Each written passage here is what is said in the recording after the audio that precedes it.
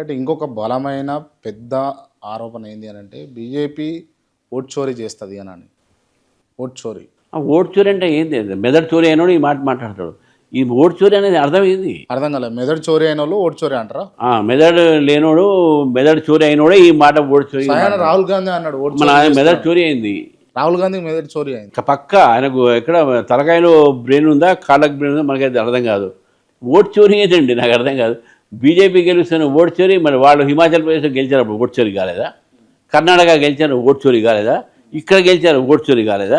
మేము ఎక్కడ బీజేపీ గెలిస్తే ఓటు చోరీ. అన్నిటి స్థానాలలో గెలిస్తే ఓట్ చోరీ అయింది కాలేదని ఇట్లా చెప్పడానికి డెఫినేషన్ ఉండదు కదా. అంటే ఓటు చోరీ అంటే అంత మీనింగ్ ఏంది అనేది? ఓటు చోరీ అంటే ఏంది అసలు? చోరీ అంటే దొంగతనం చేయటము, లేని ఓట్లను ఏపీయడము, ఒక్కొక్క ఇంటి నుంచి ఒక్కొక్క అడ్రస్ నుంచి అది ఎవరి అది ఏది అది ఎవరికి అలవాటు ఉంది? అది హైదరాబాద్ సిటీలో మజ్లిస్ పార్టీ చేస్తుంది. అది కాంగ్రెస్ పార్టీ దోస్తు కదా, మనం వాళ్ళని అడగాలి.